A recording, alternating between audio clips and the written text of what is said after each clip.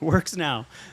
I love how our technical solution is just, I don't know, pull the plug, plug it back in. Basically, the equipment just randomly fails. We don't know why. And if we just unplug it and plug it back in, it's fine. Right, like it works on the test stream, and then we go live. It doesn't work. We unplug it, plug it back in. Sophistication. Seems like something we need to fix. Or not. I mean, I'll put it on the backlog, sir. Yeah, the backlog. The old backlog. The old good old backlog. The old backlog. All right, here we go. Well, welcome everyone to the Alfalfa podcast presented by Z-Biotics. It's new. That's new. It's new. Yeah. Coming in with a bigger sponsorship. And we'll be doing some giveaways throughout the month. People like those. Yeah, some free Z-Biotics.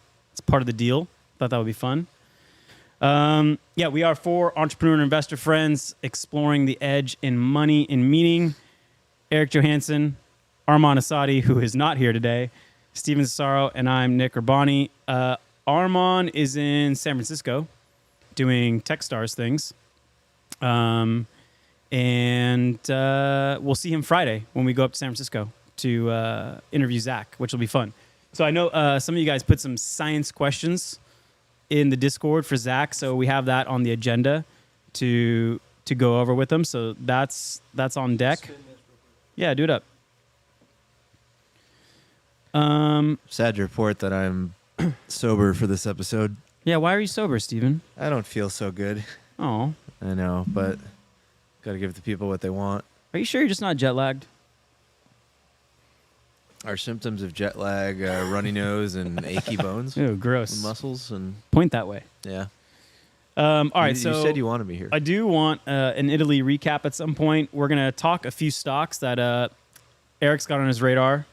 Talk about Canada regulating podcasts, which will be fun. Talk about the bond market coming to kill us all. And then what do we think about having a device recording everything we do, everything we say all the time? I mean, Sounds scary. Could be cool. It's almost like that now, but we'll talk about that later. That's just your phone, right? It is kind of your phone, but maybe a little more. All right, so support the podcast by becoming a member. Go to streamlabs.com/alfalfapod. Any donations over $9 go on the screen. You can donate monthly if you would like to support. Subscribe on all channels. Links are at alfalfapod.com. And Eric, what have you... like the stream. It's yeah, free. like the stream. It's free. Shows you like care. that. Yeah, don't let Steven's magic lines beat out Alfalfa Podcast. Make sure to like the stream. What do you got here for us today? Good old Mexican classic. Sorry? What are you drinking? I didn't know what he was talking about either. Yeah, we're drinking some nice casual Modelo's. Okay. And they're going down smooth. Yeah, we've had a few before. Why do you guys Yeah. buy Modelo instead of a different office beer? Bud Light or What would be better for the office not beer? Bud Light. I don't know, Pacifico? I don't know. Modelo tastes better. I think Modelo is like the Bud Light of Mexican beer. I think it's owned by It's owned by the same company. Well, isn't it? that would explain it. All right. Well, shout out to our sponsor, Z-Biotics. So go to zbiotics.com/alfalfa for the discount code. Use an email address and get 15% off for your order. So, the pre-alcohol probiotic. We're going to ask Zach about this in a few days, but it produces an enzyme that breaks down the toxin that your body creates when you drink alcohol, acetaldehyde, and creates a little magic morning. Oh, wow. Is that your new... I don't know. I'm trying to find different ways of doing this, and Split so testing some ad headlines. that's live where there? I'm I at. love Could you that. write me some ad headlines? I love that. I think Zach's going to give us all kinds of new goodies Okay. to go off. That's One good. of the things is that it's genetically engineered, and this is something I want to ask Zach about because, non-GMO is kind of We're GMO positive on this podcast. yeah, non-GMO is a pretty big trend, but Z-Biotics is genetically engineered, and it treats me quite all right, fixes some of my problems. So I want to hear his take on the non-GMO trend and if there's other applications to genetically modified stuff that we should be looking out for and not just poo-poo it all. Um, I went through a lot of those in Italy last week. Zbotics. Oh yeah, Yeah. How many did you use on your trip? 9. Damn. Ooh. No wonder why Wow. you're What sick, is man. your I used Zbotics 2 in one day. blood content right now? At one point, It Was it sounds you? like you're just drinking too much. I was drinking too much. Thank you. Yeah, I mean, that's a lot. Well, that's not advised. I had a good time though. I mean, I felt okay. I'm sure I got some blood work done yesterday actually for the first time. Oh, in right after your like 2 bender. decades. Yeah. Yeah, that's smart. You're 99% carbs. I was telling the lady like, oh, this is not going to look good. She's like, yeah, I don't care. I'm curious, when you use Zbotics, did the effectiveness wane off? Like, did you build up a tolerance over No. time? No, I woke up every morning feeling good. Proceeded to drink more. All right, that's the end of the ad. Magic mornings. Alfalfa. That was epic. All right, boys. Where do you want to start off today? We're going to be pretty markets heavy. What'd you say about you like when Dad's not around? Oh yeah, it's like when Armand's not here. It's like Dad left town and we're all just like having a house party, Yeah, just opening up all the cabinets and talking macro. I'm excited. Okay, where do you want to start? You want to talk with one of these few stocks? No, Or- let's go macro first. Okay, so was it last episode you and I talked about the bond markets rallying? We referenced Andy Constant and how we'd be higher for longer. Yeah, pretty prescient in hindsight. Yeah, I mean, like Prescient? it was on the tails of Refreshing. a week where the bond yields rose drastically, and then the week after we did that podcast, they rose even more. So it was pretty wild, and I think it was a good time discussion, obviously. And he talks about how, the market is now realizing, oh shit, rates are going to be higher for longer. And then he talks about us heading towards Recession Island. Dun, dun, dun. Dun, dun, dun. But I think it might be good to kind of remind ourselves, like, why is it important to talk about bonds? Because, like, for our whole cohort's investing life, I don't think we ever, you could probably get by looking at bonds once a year because, well, they were near zero. You wouldn't really consider bonds being part of your portfolio for like a younger demographic, but Should be illegal to own bonds if you're like under 70. Might Yeah. start being illegal to not own bonds.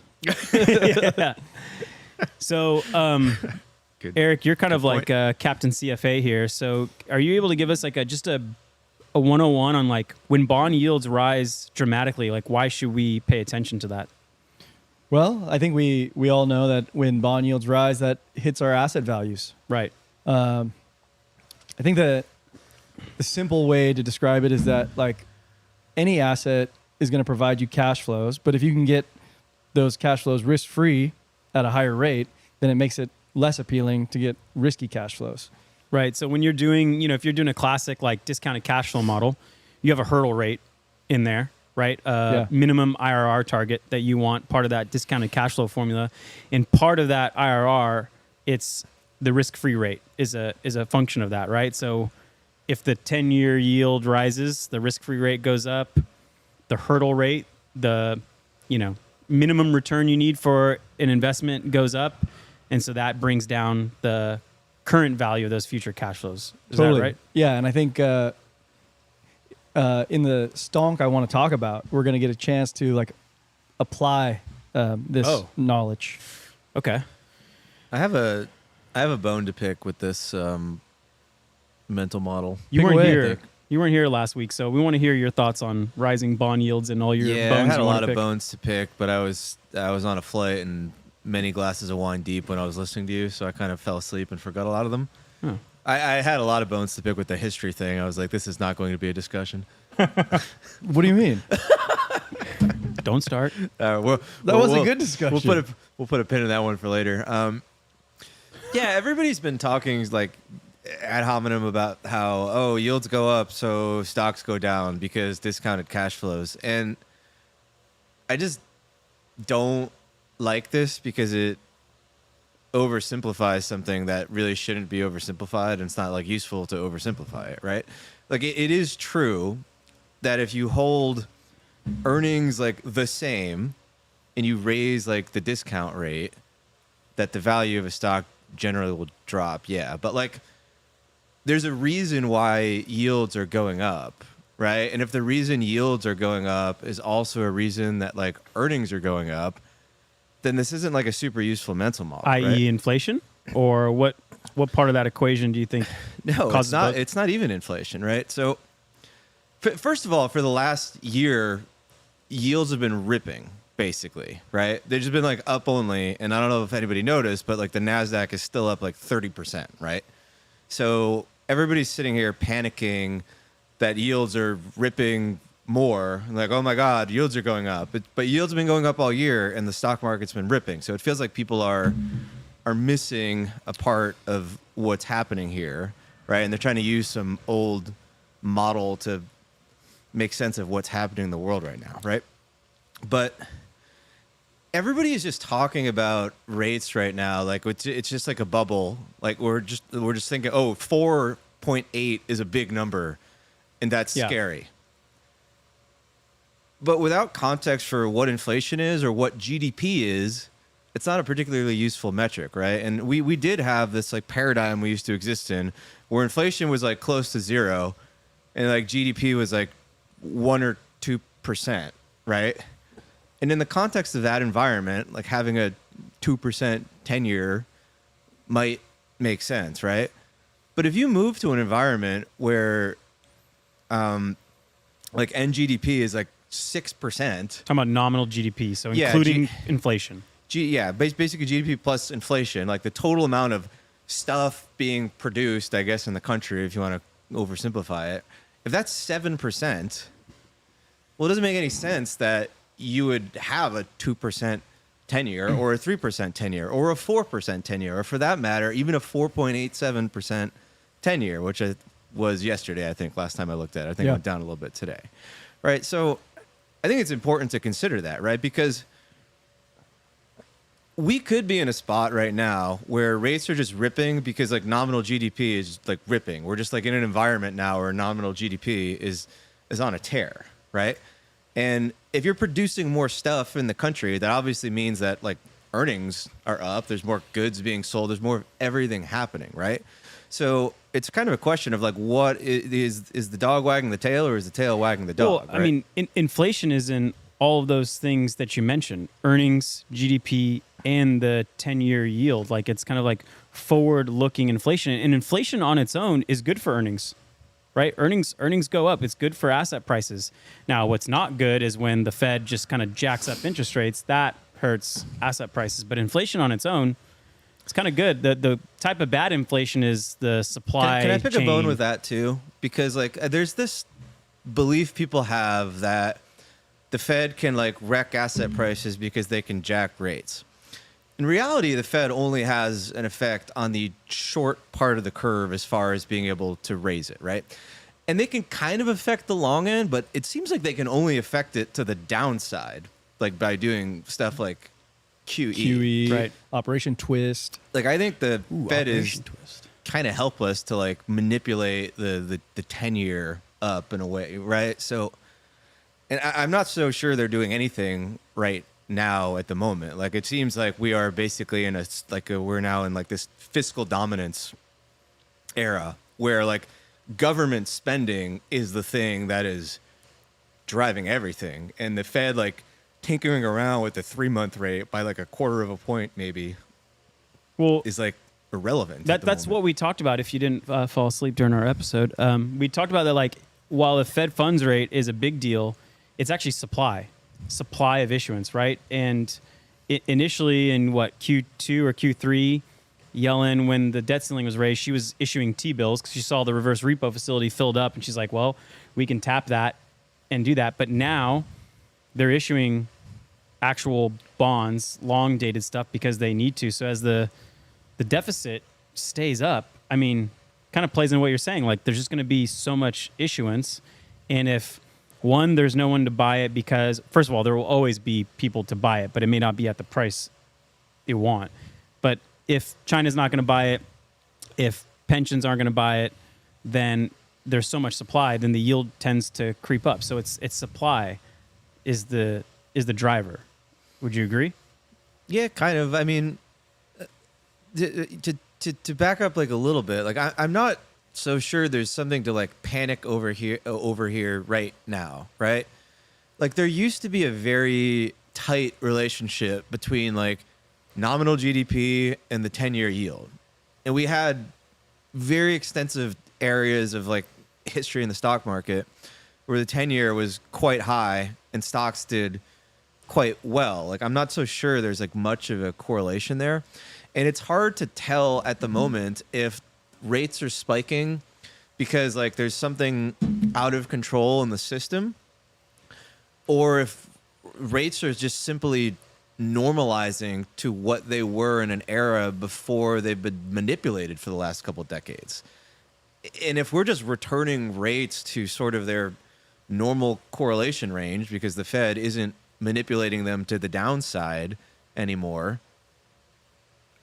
I don't know to what degree that is something that we would panic over. And if that is the case, right, if you look at the stock market, stocks are actually really low right now if you consider the value of the stocks and earnings, like, and you're sort of doing it on a ratio of nominal GDP. And I think if you make adjustments to like where it would be if it followed historical norms, like you get to a number that's like over 5,000 S&P, which I'm happy with because it validates my little lines I draw. I bought SPY calls this morning. Wow. So we talked a little bit about, but like I feel like that 4,200 level is a good risk return. So I don't know. Last week I thought 100% of the bond issuance that was going to come was priced in. It was clearly not because we had another week of rising rates. But like we're right around that 200-day moving average, and so I didn't like shift cash to buy. Instead, I just said, why don't I just take a small portion, buy some call options around this 4,200 level. If it bounces off the 200-day moving average, we kind of digest the fact that we have higher rates and stocks continue to grow. Can I talk about that for a second? Yeah. So you guys know that I sell options, and I like use this like options scanner every day basically.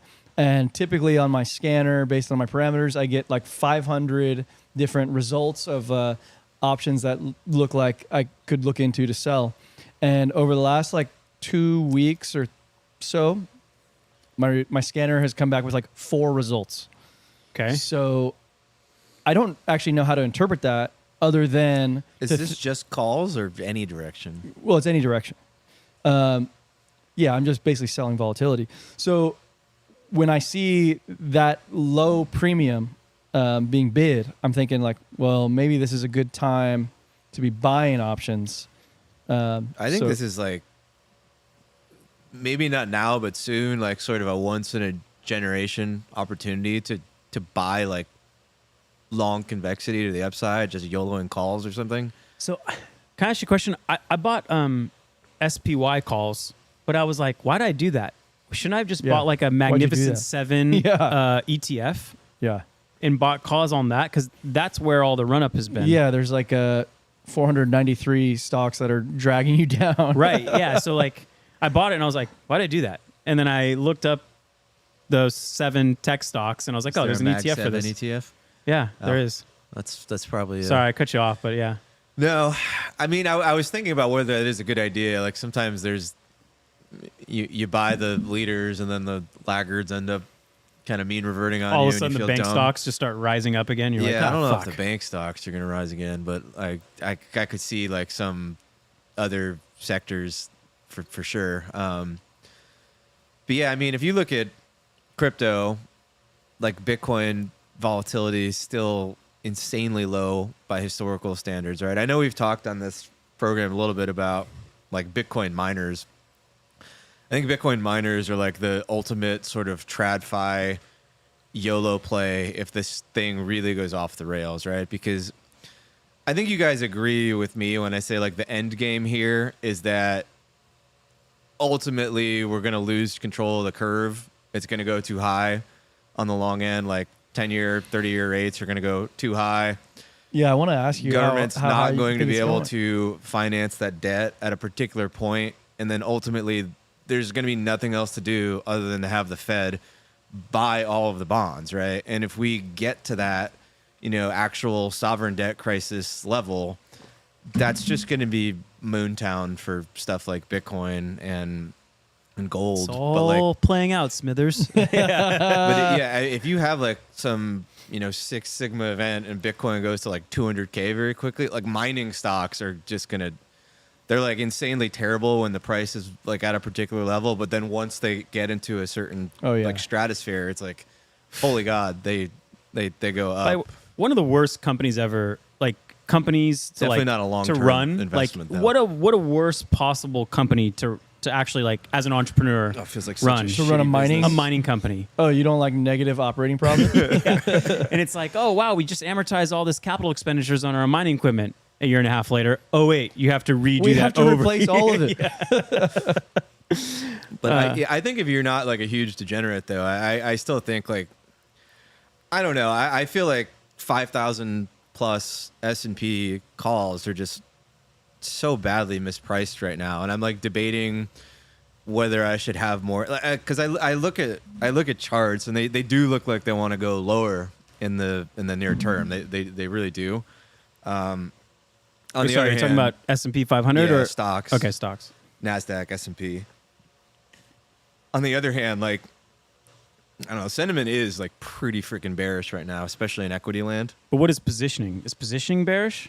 Because that's all that really matters. Is like sentiment's one I thing. don't look at that. I know like the crowded market report guy puts out, I forgot his name, puts out like interesting data on position between like retail and like commercial and large speculators, and he has some kind of formula. It's a very basic algorithm for when you're on the right or wrong side of the boat on the basis of that.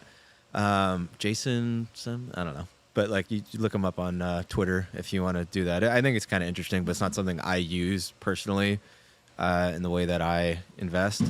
But yeah, like I wonder if I'm getting a little too greedy with entries at the moment. Just take it, hold it for 3 months at the minimum.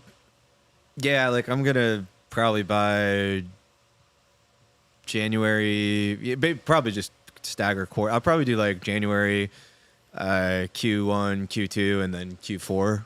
I think probably layer a bunch of those. But like I know it sounds stupid, but I still think like 5,500 is like in the cards. But like 5,000 to me, I feel like is still like a good target. I'm not saying it's greater than 50% will go there, but like for the risk reward on the bet, it seems So I do think good. that like these higher yields are encapsulating everyone's attention. And then, I think there's a jobs report coming out on Friday. I think as some more data comes out, like, oh, wait, GDP is still good. Jobs still good. Inflation, under control, maybe staying flat. So we're fine, actually. Like, we're still in that Goldilocks zone of like positive growth, kind of like flattening inflation, not maybe some disinflation. And, a little Santa Claus rally would be fun to take part of. Do you see recession anywhere? Like I Yes. don't see recession. Like where do you see like recession? Oh, well, you mean like in the data now? None. I see nothing in the data, and then anecdotally, I just travel. My girlfriend's probably so annoyed with me because like every time we went anywhere, I was like, "Yeah, nice recession, nice recession." Like, airport, 3-hour line, like nice recession. She's like, yes, Steven, I understand. There's no recession. Not a single hotel in the entire town of Positano under like $1,400 a night, like recession. They're walking through town, like I can't even move. There's like crowds picking me up off the ground. I'm like, Oh, Amber, you're nice, a patient soul. Nice recession, nice recession. Sounds like a just great vacation. any year now, right? Like so I think like I feel like the treasury market is like a 10-to-1 favorite to implode before like recession happens at this point, So I just don't see it. And I don't know, we talked about this months ago, right? I brought to you guys the crazy idea that like hiking rates is actually stimulative and quite inflationary. And I feel like the data is like kind of bearing out on that, right? Like rates keep going higher, stocks keep going higher. Basically, people are in this situation where they're all locked in like a 2.5% mortgage. They're borrowing long, and then they're lending short to the government at like 5.5%, 6% soon, right? So they're But basically that's like a tale of two cities, arbitraging. right? Because yes, if you have capital. Sure, Yes. the You're entire, getting like a the entire world of asset classes has been exclusively ruled by people who have capital for the last like 4 decades, right? We're not talking about like, are people going to live a good life over the next 5 years? The answer to that for most people, sadly, is probably no. We're just trying to figure out like, if we buy stocks and crypto, will they go up? And like, that's kind of a different question. Not to sound callous, but like, yeah, like people who have money are making almost a like full-time salary off stocks their haven't interest. been up only because like the bottom 25% of like American society has been like buying the stock market for the last 20 years, you know? Quite Which callous. is like a No, kidding. yeah, I know it is. It Kidding. is, but it's just kind of like a harsh, sad reality. So yeah, the higher rates go, the more the deficit spending grows. You know, we're basically dumping close to like 1.5 trillion or something in the economy a year just from interest payments now. But does that eventually matter? Because like that was Nick's point last week that like that deficit eventually It's a question matters. of tax receipts, right? Like, so a huge chunk of the government funding via tax receipts comes from the stock market, right? So if rates are 6%, but the stock market is ripping, you know, if the S&P is at 6,000 and rates are at 6.5%, it doesn't seem like it matters, actually. Like, it seems like you can fund. Wait, are you saying that like asset prices have more to do with tax receipts than incomes and jobs? Yeah. Like, Okay, I think I actually don't know. I'm just asking like if that's I think fact. Luke Groman put out some data on this a while ago. It was like 60% of the capital gains or something like that. like tax receipts are from like like tax receipts have plummeted in like the last couple of months just on the basis of what's like. This is not sustainable. Like if the stock market goes down and like rates stay like it's like over, right? But if S&P goes back above 5,000, 6,000, and like housing market doesn't crash, and again, like people are looking at 30-year and like, oh, 8%, such a big number. Right. Everything's going to crash If because that's 8's true, a big number. God, if that's true, how long until they do away with like capital gains tax treatment being like a fiscal dominance you're talking about? Like because you know you only pay like 20% cap gains tax, except like, in California, sir. May I yeah, but remind like you. you know how long until they just abolish that and they're like, well, this is our entire tax revenue I don't think base. they're stupid enough to do that because I think some very basic math would show that it would cause like an immense capital flight that would reduce like overall tax revenue. And like countries like France have tried this stupidity, and I think France like just rolled it back very quickly when they tried this. So I don't know. It's like this weird dynamic going on right now where they're like, we got the Fed trying to control inflation by doing things that I think boost inflation, while at the same time, everybody in government, like all the Larry Summers of the world, are basically like openly talking about how the only way out for the government is to run inflation hot, juice asset prices, and then do some form of like financial repression to sort of inflate the debt away over like a 5 to 20 year period, right? And they were doing that before they started doing the whole jacking rates up and like so. And I feel like 20 years from now, when we look back at this, we're gonna be like, wow, that was so dumb. They had everything was actually going so well, and then they jacked up the rates and they thought they were like fighting, but they actually just blew up. They actually made inflation worse and blew up the Can I talk about a sector economy that's close to my heart? That's pretty interest rate sensitive. Yeah, sure. Yeah, Eric, you saw my post in the Mailbox Money thread in the Discord, but man, for multifamily, you know, deals are coming across at like they start off at like 4.5 cash on cash. Maybe they average out like 6.5 over like 7 years. The total return may be like 14-15%. But fuck, man, I wonder if these general partners coming with these deals are actually going to be able to raise the capital, the equity they need to do these deals. And I don't think they are, because a lot of these guys are still pricing this asset class at cap rates that assume that like people have an appetite for an illiquid asset that's, you know, while it's maybe more conservative, the illiquidity risk is real, and they think that like people are going to be okay with 4 to 5% cash on cash deals. Like, I don't think so. And so as that happens, and if rates stay higher and even keep going up from here, man, that asset class is going to get obliterated. I mean, and I'm here still for it. has all Yeah. of their brain and is doing that kind of a deal. I mean, there's less deals coming across. One, because these general partners cannot find the debt to do it, right? So their regional bank isn't saying like, "Hey, pencils down." Like, we actually laid off a bunch of our underwriters for these deals, so like we're not even interested in these. Go call the other bank. So that's one.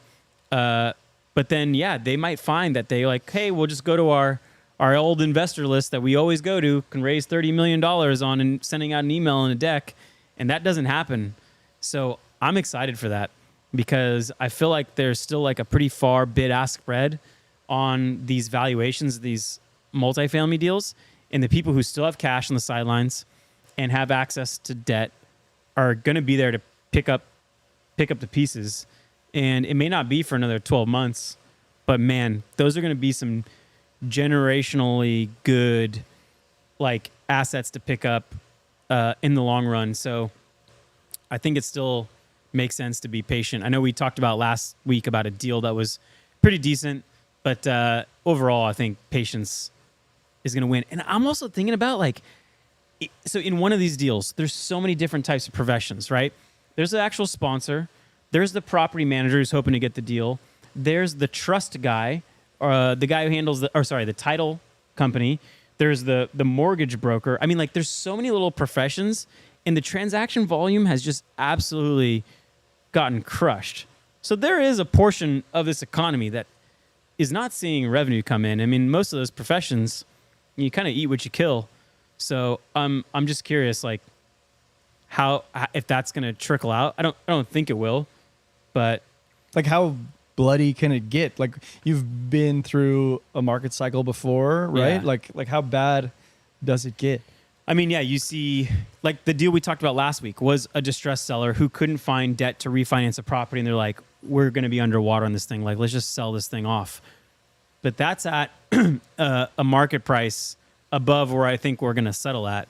So, yeah, and like, I don't know, the last financial crisis was very real estate centric, so it's probably not a good. It's not a good proxy. No, not a good proxy. Anyway, I just want to make a comment on that because, like, there's going to be a lot of blood in that area of the world, and I know these general partners, especially the newer ones, are probably sweating.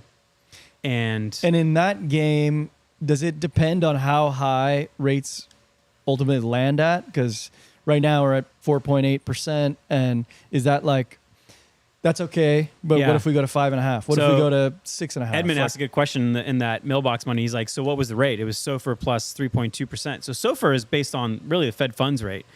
But on the other side, that's the guys doing the deal. But the people who are putting in the equity, their benchmark is like, well, what can I get on the 10-year or the 2-year or the 1-year? Like, what's my money market fund rating at? And like, honestly, like, if I'm getting 5.5%, do I really want to take on the illiquidity risk for something for like that starts off at 4.5%? I don't know. Maybe not. Yeah. So- terrible. Anyway, let's talk about let's keep on this topic and let's talk about how this resolves. Like, well, shit. because like we've talked about one thing. I think we talked about it over cigars at Churchill, not on the podcast. But like you mentioned, the Fed controls the short rates, right? That's easy, Fed funds rate. But they don't necessarily control the 10-year and the 30-year, which have in particularly gone up a lot in the last 4 weeks. But they are doing quote unquote QT, where they're letting bonds roll off. They're not selling bonds. But could they do some kind of yield curve control where they're letting the shorter term shit roll off and then re-upping on the 10-year and 30-year to kind of, I don't know, play with the levels? Or is it I mean, not obviously, that much? obviously they can do that. They've done it in the past, you know? Yeah. So, But I don't know if it's like enough of a lever to pull. Cuppy on Twitter basically said the only thing they're going to be able to do is just panic jack the short end like 300 basis points. Wait, what do you mean? Like raise? Yeah. What would that do? Well, I presume that like if like the 10-year starts getting out of hand and it starts climbing to 7, 7.5, 8, and they're like losing control, if you're just like, fuck it, 10% on the 3 month, people might be like, oh, all right. And then Take that. hold on, and just under this scenario, you're still bullish stonks because that would No, just, I don't think they're going to do that. I think that's the thing. He's saying that's the only thing they're going to be able to do that But would I don't actually understand that work. because wouldn't that create demand for the shorter term stuff? When that yeah when they so need you to sell the your long 10 years term. and go long the 1 year, the 3 month Yeah. in that case. Look, man, I'm just telling you what he said. All right, It's cool. over my head. Cool. I haven't thought this through. So I saw like a Substack that said there's 2 reasons the Fed would do QE again, right? And try to keep the long end of the curve down. Economy goes in a shitter and they're like, okay, we need to stimulate some growth. The other reason, I don't and care about that. probably the more likely reason, is the federal government just cannot pay its debt. I forget the numbers. This is always overly exaggerated, and I don't think we're part of that crew that's overly exaggerating what the effective interest payment that the federal government has to pay. But like, there's a good chunk of it, a third of it, that's like coming due in the next, I don't know, year or two that would have to be refinanced at higher rates. The question is, does Powell bail out the federal government, or is he raising rates being like, I'm trying to make it harder so you guys don't run fucking deficits, you idiot. Like, stop spending. Like, I'm trying to purposely make it harder. And every time he gets questioned about it on Capitol Hill, he's like, we don't comment on fiscal policy. Like, that's up to your elected officials. Why does he make it harder though? Like, isn't a lot of it? I don't know if that's his Isn't a lot of the intention. funding on like the? I don't know this. I don't know actually, if that's his intention, but obviously by increasing interest rates and keeping them higher for longer, and what he's depends saying. where on the curve they're issuing the debt, I guess. Yeah. But those I- are 2 reasons he could do it. So which is it? Because it eventually happens. He's not bailing out the economy. If there's the only thing they're bailing out is like every single bailout has basically been they've lost control over like the treasury market, right? That was COVID. That was 2018 or 2019 rather. That was like gilts last fall. That was what they're they're afraid of, like a debt crisis with Silicon Valley. That's what they care about, like the functioning of the treasury market. So anything short of that, I don't think they care. So it's just sort of a question of like, is there going to be some sort of debt spiral? Because it can spiral. I mean, I know Luke Groman has talked about how like hedge funds are very, very, very, very, very, very long, like TLT and long duration. what? Salute emoji. Now, right? What? So he's like, when they have to start unwinding this trade, and it looks like they do have to start unwinding this trade because they're all down very bad right now. That's going to create, selling pressure, which is going to drive rates up higher. Oh, fuck. Right?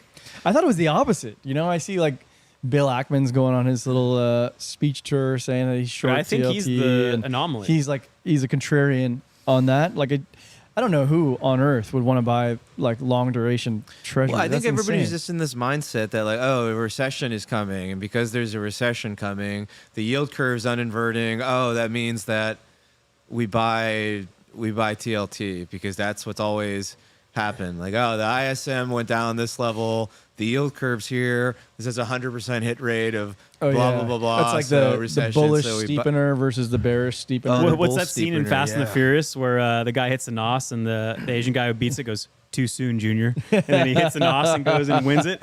I think that's the meme for those guys who went long bonds too soon. Yeah, I mean, yeah, you can't get to this point where like the government can't really cover the debt service based on the economist like Hyman, what's his name, Hyman Minsky? You familiar with him? No, I'm not. I've heard the name. He had these sort of 3 states, like a corporation or government could sort of be in: hedged capital, speculative capital, Ponzi capital.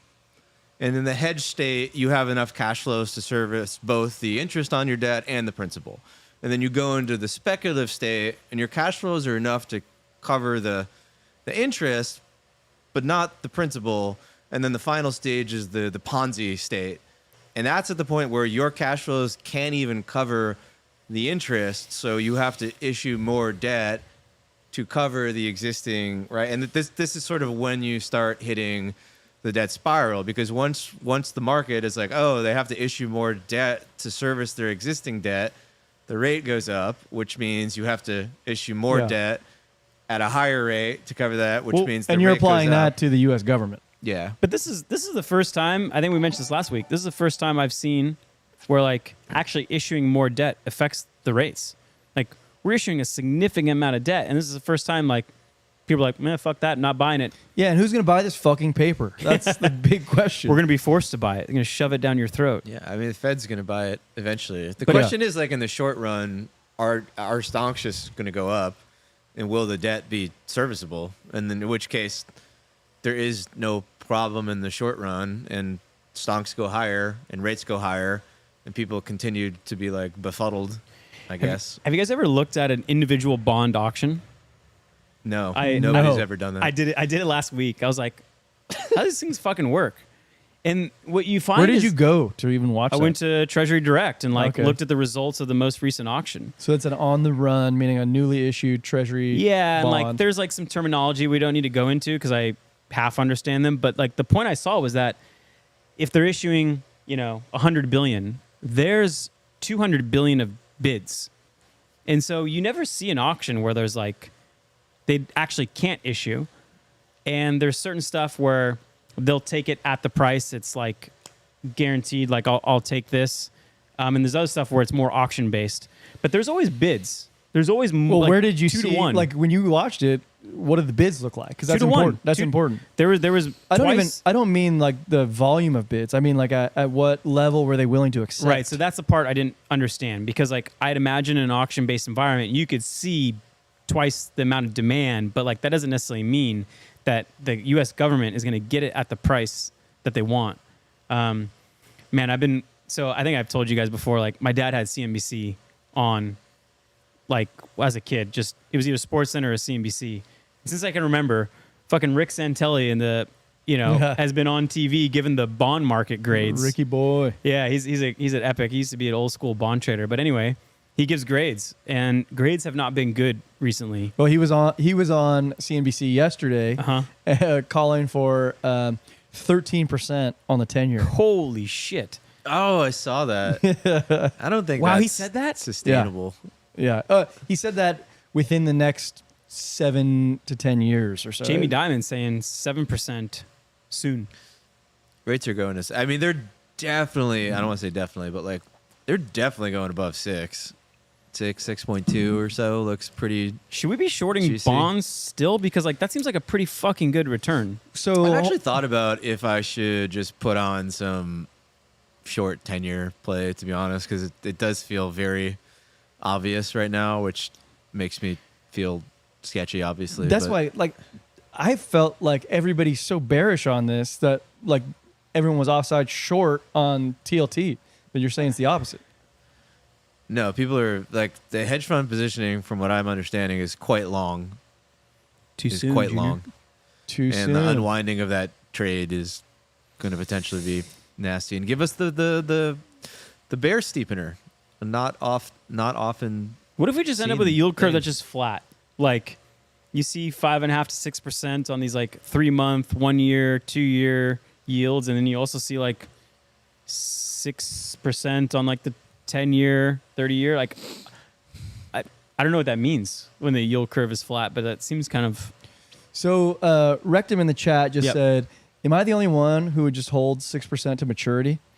And I think this leads into what I want to talk about a little Okay. bit, which is something that I'm looking at, in my day-to-day life. Is like, I think Stephen, you brought up some good nuance with like the risk-free rate or the 10-year. It's like it can have a different impact on stonks than it has on bonds, because bonds, they don't participate in like this earnings growth or anything.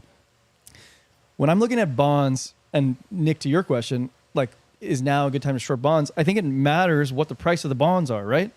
Right now. relative to par, or you're just saying based on the yield?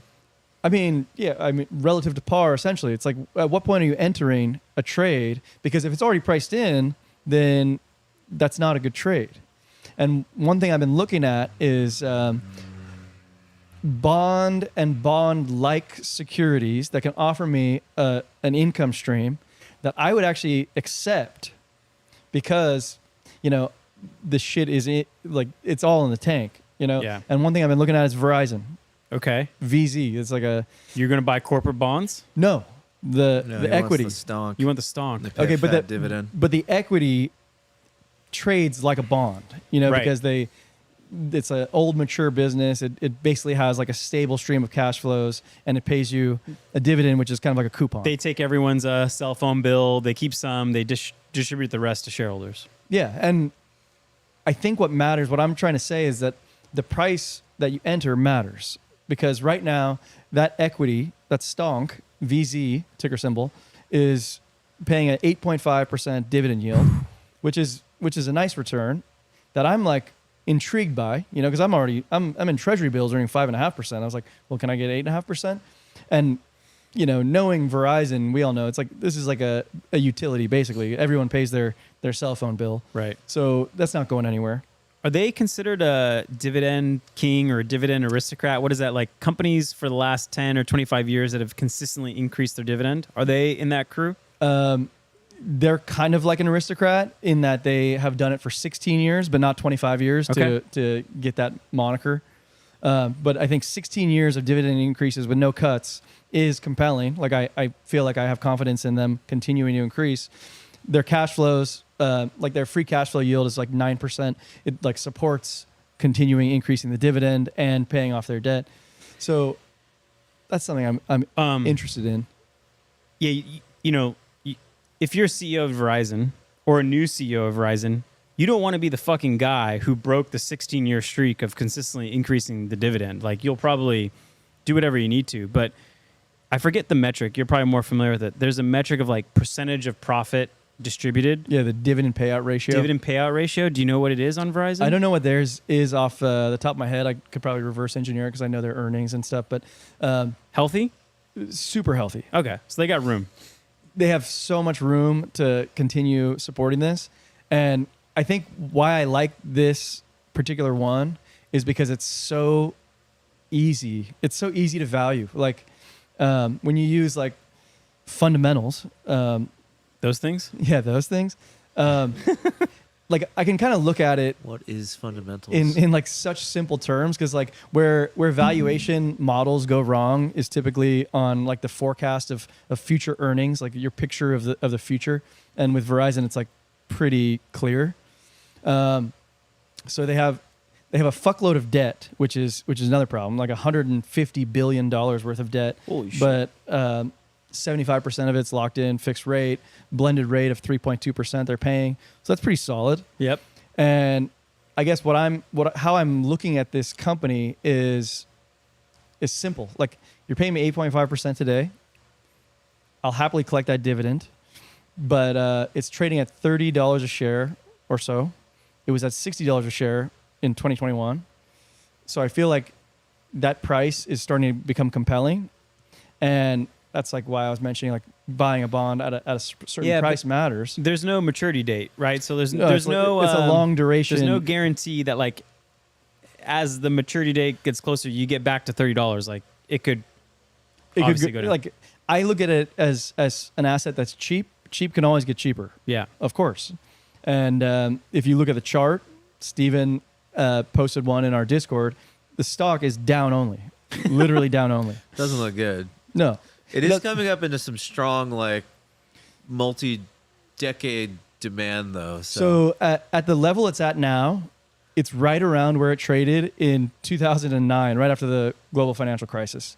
So that's cheap. That's cheap.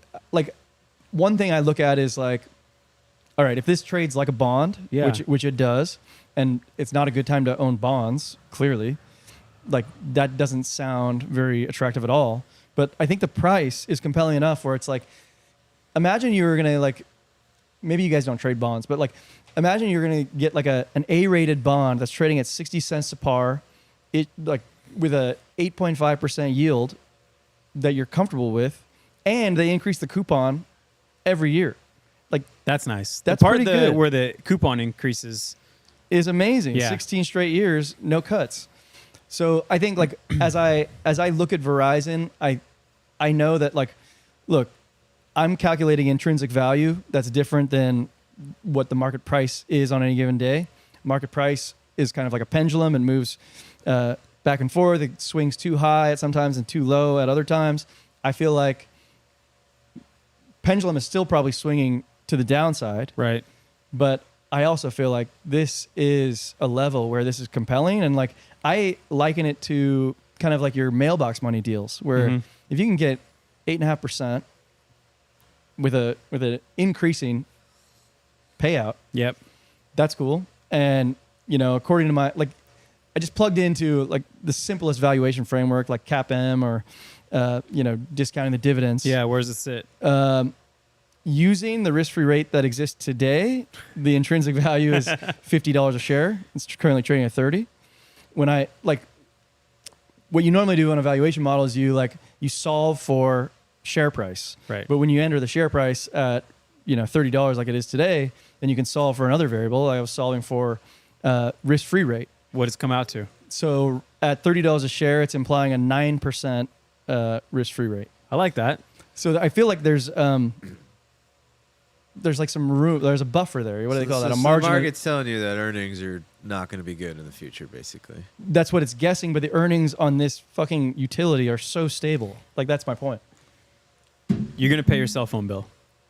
It's also trading at a 6 PE. So within 6 years, you earn back your entire market cap just in earnings. It's at a 6? 6 PE. So like there's like a utilities ETF, which I would compare it to, because this is basically like a utility. And the utility ETF is trading at 17 times PE. That's high. That's probably going to come down. But at 6, you're already priced in my opinion. Yeah, I mean, whenever you see these like high dividend stocks, I always get a little wary when it's trap. like 9%. It's a trap, right? Because Same. the company's Tarped. fucking failing, Same. right? You're just like, oh, Be well. DeFi vibes, Yeah, exactly. Ooh, 4,000% I think APY. So I feel the exact same way, and I've been in this game long enough to know that like a 9% dividend yield doesn't last. And there's only two ways how that normalizes. One is you cut the dividend, and the other is the share price rises to normalize the dividend, the yield. In this case, it sounds like there's a good risk return on the share price going up to Well, I got normalize 16 dividend. years of dividend increases with no cuts to inform me that it's probably And the dividend not gonna go payout down. ratio being healthy. Yeah. Okay. So I'm coming along. I'm coming along for this ride. This is a noob question, but like the dividend is set in the statistics, so they pay like some percentage, and then that's just backed out from the stock price, right? Like Verizon's not like we're paying 8.5%. No, right now they paid 67 cents in the last quarter, but that goes higher, as they increase the dividend. Gotcha. Edmund said that Stanley Black & Decker has been paying a dividend since 1876. Thank you for that factoid. That was Man, very you definitely don't educational. want to break that streak. Imagine your yield on cost if you bought it in 1876. Holy shit. Yeah. You get like 100% dividend yield? Yeah, above. Above. Love that. Um, You make any moves this week? just those Doing calls. Nothing exciting? No, I don't think anything else exciting except like I saw some general partner shareholder letters, like update on the industry, and I was like, oh, these guys are fucking sweating. This is great. Yeah. Um, Love that. so let's talk about one more stock, maybe. Oh, yeah. You have another stock? Yeah, he's got another stock in his pocket. My last stock was all about fundamentals. This one's all about speculation. Okay, All right, hit me. So I'm looking at the Sphere in Las Vegas. Oh. You guys, you've seen this thing, right? Oh, yeah. I've it's seen pictures. all over Twitter. Yeah. So I feel like this thing has gone like semi-viral, but I don't think it's reached the point of virality because we're not seeing our friends there on their Instagrams. There's only been or one anything. concert, right? It's just the U2 concert that's going on right now. No, that's not. They have that going on, but then they also have this other show that's called Postcard from Planet Earth, and it's kind of like a David Attenborough documentary, Love his voice. but it's like I don't think he's even in it, but it's like Planet Earth, but it's like filmed specifically for this dome, and I think it's like 16K HD or Wait, so something. should we give just a quick overview on what the Sphere is for Yeah, people who let's aren't talk about living on Twitter? Yeah. For people who don't know what the Sphere is, the Sphere is a brand new entertainment venue in Las Vegas. It's like 20,000 seats. it's shaped like a ball, like a sphere, and on the inside is like a stage, but there's like this huge dome around you that has LED lights. I don't even know how many, but It's like from floor, like probably like 260 degrees or something. Like yeah, like of- you like stretch your neck back and still see a screen because this thing is crazy. And they have purported to say that it's like a full sensory experience because like I think people who know entertainment venues have said that like a dome is like really bad for audio. So they've like incorporated audio into every chair. Oh shit! And then they like use specific scents in the building to like make this thing like a full I'm experience. glad I asked you this question because I didn't know any of this. Yeah, like I just saw a big dome with funny advertising on it. so like I don't care so much about U2. I couldn't care less about U2, but I actually Nobody want. cares about you two. I want to go see this When freaking they just planet all Earth. gave us their song and we're Oh, all like, nobody. God. what What about stop. Nobody wants the this. best spam of all time when Apple just airdrops you fucking U2 songs on your phone? God, it played for me today. I'm like so mad It about still it. accidentally played. So that song, and for some reason, I still have like "I'm Yours" by Jason Mraz. Like the only songs on my phone are the U2 That's all you, album brother. And that one I song. actually So like that. anytime That's I a accidentally happy play song. I like that song. That is a happy song. That one doesn't bother me. But when I get the U2 one queued up for some reason, I'm like, "Ah!" Yeah, same. Same. So Talk about the outside. okay, so the exterior of the building is all LED lights as well. They call it the exosphere, Okay.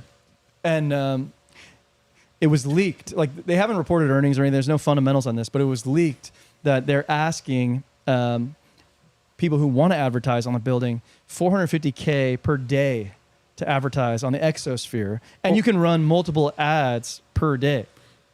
650K a week though. $650K a week, but you can do multiple. "Well, Yeah. that's I asked quite my, the pricing plan." Huh? I was talking about my That's with like my, that's like movie popcorn with my status. business partner, and he got it immediately. He's like, "Well, the fucking creative costs are astronomical to have them do the creative for your like sphere ad that will only be used there. Like, so they want you to buy the week, because so they can amortize the like creative costs across the whole week." So your beloved Formula One is hosting their Grand Prix. Oh, the in race! November. It goes right around the sphere, like the racetrack does. Oh, sick. But they will not be showing the race on there because Formula One is being pretty stringent on giving away free view of the actual race. So they kiboshed the live stream, but I think they're doing quite a bit of advertising. Oh, yeah. And there's like events on the interior. Yep. So It's they're- like, I don't know the fundamentals of this thing, but what I know is that Wait, who owns this thing?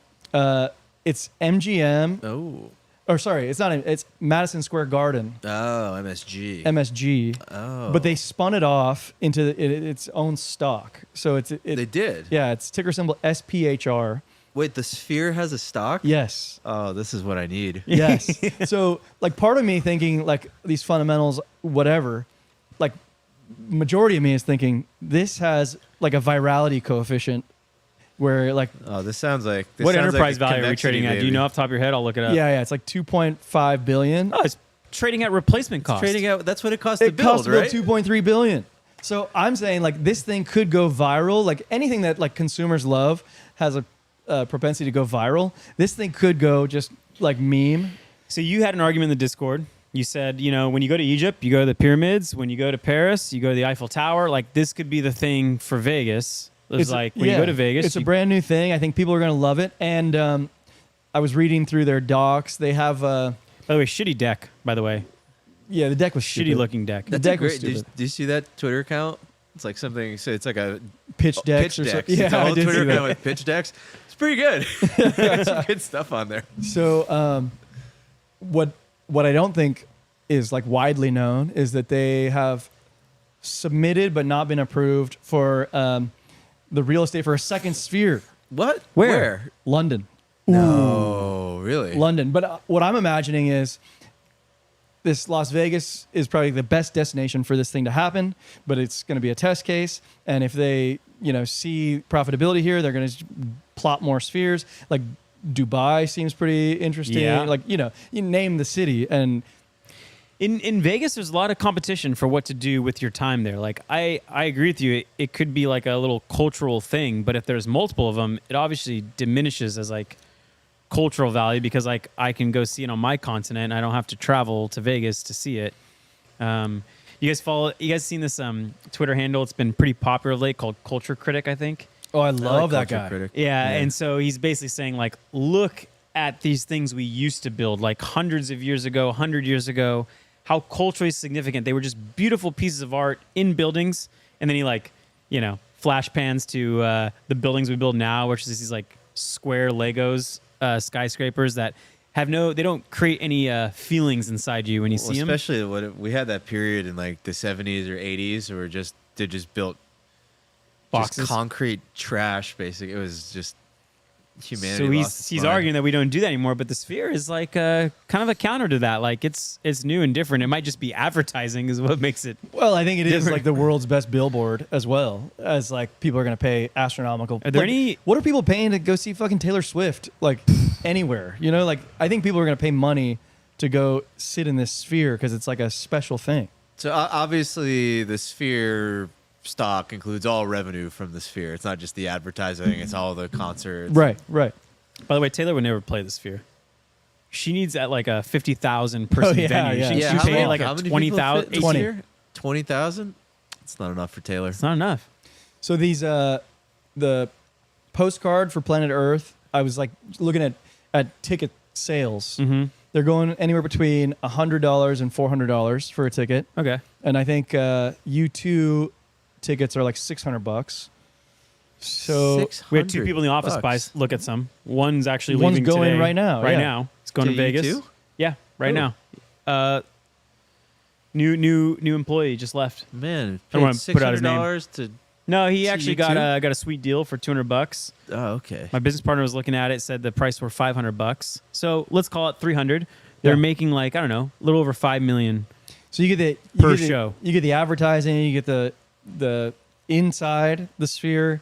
I feel like But your basis on buying the stock is you think that the 30 million or so a year they make from the Sphere ad revenue is too low, and that the demand for this is going to moon I think the demand for this is going to be astronomical. because like the concerts itself, like are people just going to want to go there, or you think people are going to want to go to the Sphere to see a show? Everybody's going to want to play at the Sphere just because the advertising part of it becomes so iconic. I don't know. So The they're both shows, like, what do they rip feeding down? on? Like $1 million, like 20% as a venue? I have no clue. But like, I don't know so either. they rip There- down $1 million a day if they're Yeah. fully booked. There's no fundamentals on this. I have no idea either. Yeah. But I'm actually more thinking about like just the mimetic value of like owning the Sphere. I feel like that has real power. I love the ticker symbol too. I agree. So I mean, I think this is one of my favorite plays that we've put on the show, actually. So what I did so far, like it's trading at like $40 a share, which is right above Does what it it have cost to build. earnings?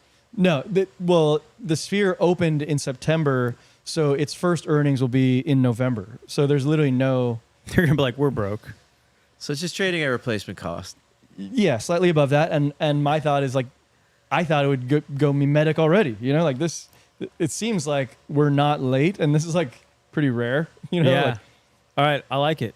Yeah, it's a boring market right now. We need all YOLO Sphere calls Well, together. will my NFTs show up on the Sphere at so some the point? Sphere calls are actually pretty expensive. I was thinking, so I haven't bought any, but I did sell puts at 35. It's at 40. So the market kind of believes you then.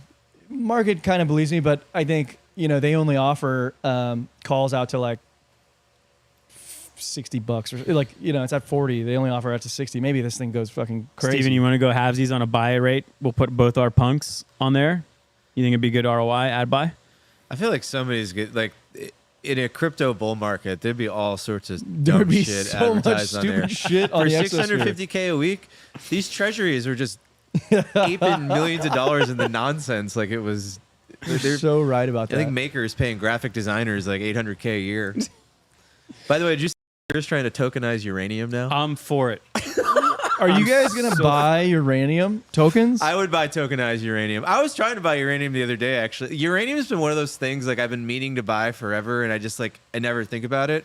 And it has been mooning lately. So the number Just one producer, absolute moon. I am interested in uranium as well. What do you suggest? I'm using ticker symbol CCJ. CCJ.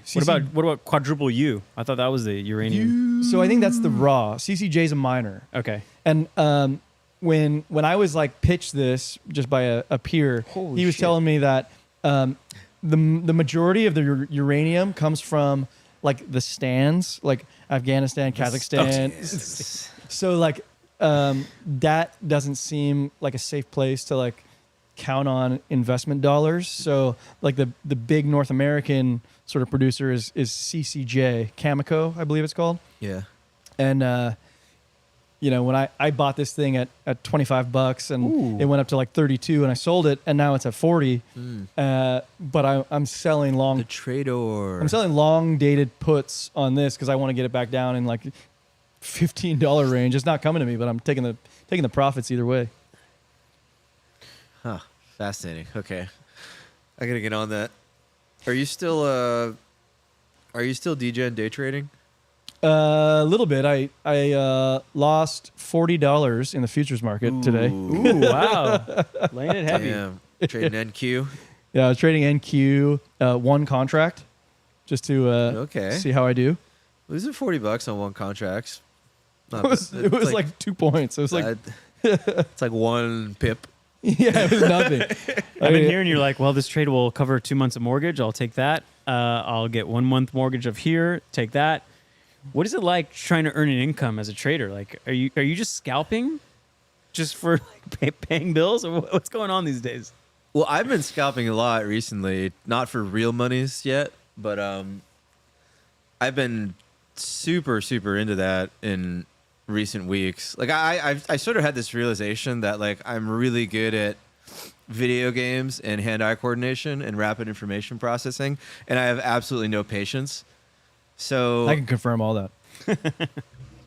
yeah, I think like a lot of this sort of philosophy, everybody's like, yeah, well, don't trade on Mondays, so that's gone. And then any day before like non-farm payroll, oh, don't trade that either, so Every that's day's gone. a fucking red folder. And then if the London takes the Asia highs and lows, well, don't trade that day because that's going to be so. Like, it's only like 3 days a week where you could trade on average, and then like people are like, "Oh, you just got to get this really nice setup on this in a trade between 10 and 10:15," and it's all very like really picking your spots, and I found this guy on Twitter randomly like a month ago. His name's Dave. He's Dave Teaches FX or something. He's actually been like growing a lot, and I really resonated with him. Like he was trading, and he was taking like 85 trades in like a 2-hour session.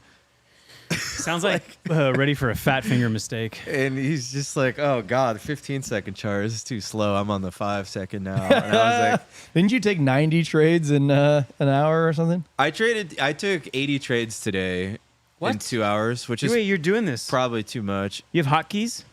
No, I haven't done hotkeys yet. I'm just paper trading because like this go very badly, very quickly. Do you use like a chart trader where you can trade directly from the chart? I'm trading directly on TradingView. Okay. Yeah, from the candles themselves. Yeah, I got like a 100K paper account. I made $8,700 today in 80 trades. Probably gonna cut that 80 trades down to 20 trades. Excuse me, sir. I was watching Magic Lines, and you said market's going down. To make 8,700 today, you had to be long. What's happening? Wait, what? I was watching Magic Lines. On Magic Lines, you said market was going down in Q4. And But I'm talking about scalping right to now. make money in this market today, because I was trying to, you had to be long. What are you talking about? Are you trolling me? No.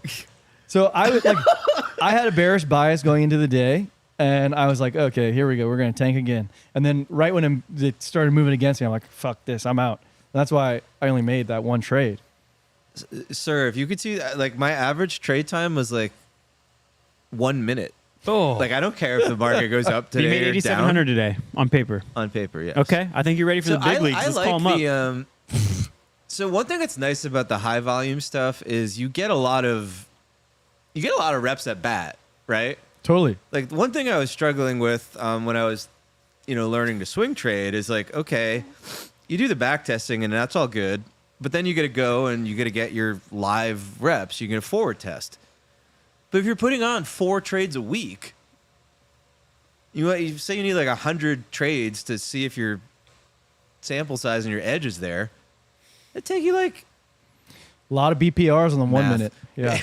take you a long time. I agree with you. There's a lot of reps that you can get in. But if I make 80 trades and I come out, if I make 80 trades risking like $500 a trade, and you come out like plus $8,500, like the odds that you got lucky and that sample size is just randomness is not very high. Actually, there's a very high probability that you're like a winning trader if you make 80 plus trades and you come out with like that sort of percentage on every trade. And so you get to see a lot faster like what works and what doesn't, right? And then you're also your brain is just learning faster. Like you're seeing more things happen that you kind of learn from and this process. is absolutely fucking insane. So let me ask you this, because like I am on the 1 minute chart when I'm doing the futures, and it's mostly just to fuck around basically. But the 1 minute now is like the 1 minute. You know how when you trade, you're like looking at like you're probably looking at the 4 hour chart or the hourly chart for your sort of setup, and then maybe you zoom in to the 5 or something for your entry. I use a 15 and 15 So 5. you're entering on like the 15. I'm looking at the 1 for the setup and then entering on the 5 second. oh fuck me. So let me ask you this: like, when you're entering this trade, or any of these trades, I know you're entering with a get out point too, like a stop loss, right? So this shit moves so fast, right? Like, and particularly when you have like a chart that's like that, price can go the direction you want it to, like maybe 2 minutes later, but then you've already been stopped out on a 10-second move or what? Like, Well, doing this during like the open is like a very bad idea. I think scalping the open is a different animal from what I'm doing, and I probably wouldn't do that. Or if I did, I'd use like a very reduced position size because there's so much volatility. But if you're like scalping the Asian session of like NASDAQ futures, it doesn't move like that fast. So it's not that big of a deal, but it is much harder to manage. Like, so I used to trade with like a fixed risk. I mean, I guess I still do because that's still mostly what I do. So normally when I trade with like a fixed risk, say like 1%. Sir, what does that mean? Oh, fixed risk. Yeah. Not fixed wrist. Yes. I'm yes. just imagining how many clicks you have to do. SBF. I thought SBF while he was in all Technique his is very, interviews. very important. Don't want to bend the wrist too much. But no, like say you have like $100,000 account, it might be standard to risk $1,000 on the trade. So the amount of size you trade on that position would go up or down depending on how wide your stop loss is, right? I think with this, you have to trade with like a fixed lot. Like there's like a fixed size of contracts that you trade with, and then you can kind of like maybe, pile on and stack additional orders on like as the trade goes in your direction or stuff. But you're mostly just like, oh, I trade 5 lots or 10 lots or whatever the size is, right? And that's the thing you fix so that when you get in, it's a lot quicker. So you can, this is where like something like a NinjaTrader I need to figure out how to use, because NinjaTrader, you can just use like the hotkeys. You can click a couple buttons and be boom, and then you're in with your lot, and there's a stop loss already there, and then you can kind of set a move it fixed around stop a little loss. bit. Yeah, That's so you pretty can cool. just fix, and you can kind of do a lot of hotkeys because it's weird. It's like it's like playing like StarCraft or something suddenly. Like normally when you're trading like a 15-minute, you can go outside and like walk the dog while you're in the position and come back and everything's fine. Like something like this can go against you very fast. It's like playing Call of Duty. At what point do you implement the catheter so that you don't have to get up and take a piss? Mom! Meatloaf now. I use NinjaTrader, and I would be interested in seeing you try it out, and like on a Magic Lines episode going live. There's a request in the chat, and there's 2 seconds to that suggestion. What's up? You trade live paper trades. You don't have to acknowledge the chat. You don't talk to us. Just like, go live. Maybe like a little handy cam towards a fixed wrist. Like while you Yeah, don't even acknowledge the audience. Let us just basically talk shit the entire time to each other and to you, and you do your thing. I'll get right on that. Let me Suggestion box dropped. let me get profitable with real money for a couple months. by No, myself we don't want to first. watch you real money. It's too No, too I intense for me. I actually want to see how you respond to a loss too. Like, this is actually key. I added one thing. I want to see a heart rate monitor on the screen, real time. It's gonna be very high. I won't need the catheter because like after like an hour you just like have to get up. Like you're just so over it. It's like when I used to play poker, kind of. Maybe slightly less stimulating, I guess. Well, because you were playing like 30 tables at the same Yeah. time. Yeah, that was. Although I don't know. Like there's, man, it's like trading it's fun. It's a rush. It's also terrible. But Yeah, I was like gonna it's say, also like fun. I'm just calling that at some point in the future. I don't want you to have like a emotional breakdown because of your day trading. Like, Oh, I will, and I don't want that to be on camera. Okay. So, I don't know. We'll that's why we want in now. We do. We Yeah. want to we'll see put it. a pin in that. But yeah, like the 5 seconds a different beast. Like you are just real time. Like things are happening. You're just like, oh. I think if you want your channel to go viral, to go big, you see a meltdown. Oh god, the only Oh, like that Korean guy. What's his name? Sato. Yeah, Where he just like YOLO's like 20 million on Bitcoin and loses it, but he has so many donors that just keeps running counts. What are those counts up to, guys like, who $10 like million do and blowing them. professional gambling, but like they're getting paid so much by the gambling sites that like their losses are like just a fraction of how much they're earning on affiliate revenue from the gambling sites. You could be one of those guys. All right. I love you too, Alyssa.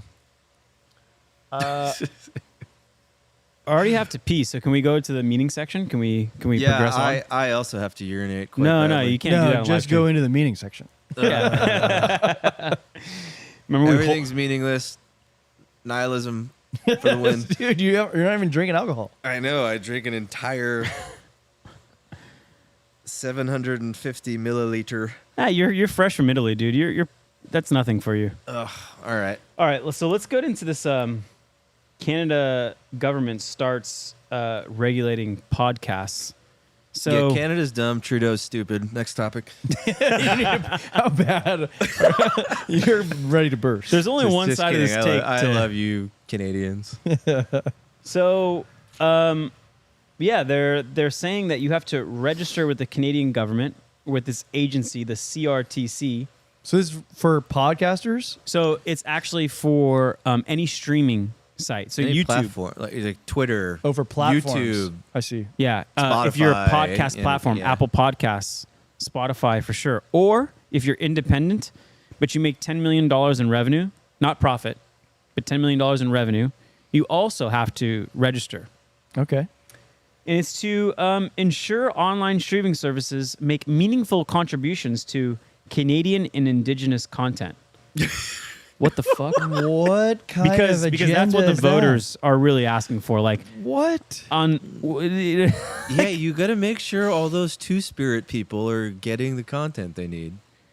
where on the voter priority list is this? I don't know, but Trudeau loves the Two-Spirit.